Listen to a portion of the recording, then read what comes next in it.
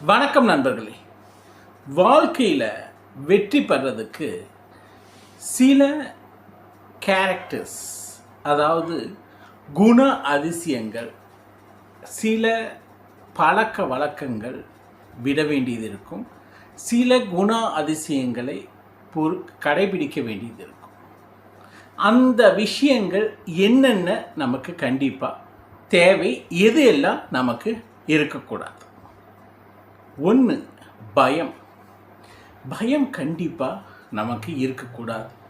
அப்போ பயத்தை சிறு வயதிலிருந்தே நம்ம எதில் பயம் இருக்கோ அந்த விஷயத்தை தொடர்ந்து செய்து கொண்டே இருந்தீங்கன்னா அந்த பயம் தன்னை போல் உங்களை விட்டு போகும்.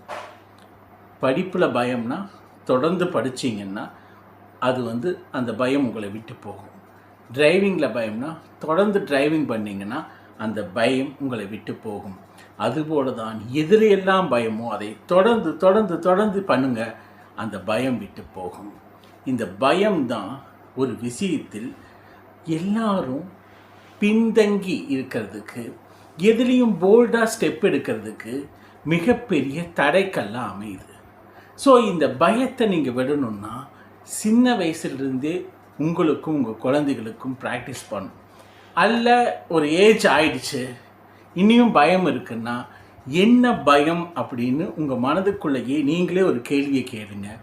இதுதான் பயம்னா அந்த பயத்தாலே வெல்லுங்க.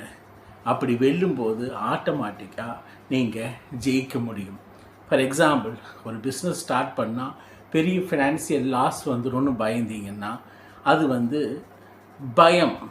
அந்த பயத்துக்கு நீங்கள் முதல்லையே லிமிட்டடாக ஒரு ஸ்ட்ரக்சரில் ஏற்படுத்தி நம்ம ஆரம்பித்து அதை கண்டிப்பாக நம்மளால் டேக்கிள் பண்ணணும்னு நினச்சிங்கன்னா அந்த பயம் உங்களை விட்டு நகரும்.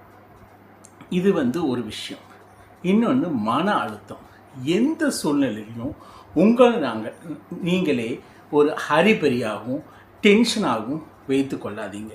அந்த டென்ஷன், மன அழுத்தம் உங்களுடைய வாழ்க்கையின் முன்னேற்றத்துக்கு மிகப்பெரிய தடைக்கல்லாம் அமையும். ஸோ இந்த டென்ஷன், ஹரிபரி, அழுத்தம் அப்படிங்கிறது வெளியிலிருந்து வர்றது மட்டும் இல்லாமல் உள்ளுக்குள்ளே நீங்களே அதிகமாக ஏற்படுத்திக்கிறது. அந்த வெளியிலிருந்து வரக்கூடிய அழுத்தம் சொசைட்டி ப்ரெஷர், அதே மாதிரி பல மனிதர்கள்கிட்டேருந்து வரக்கூடிய விஷயங்கள்.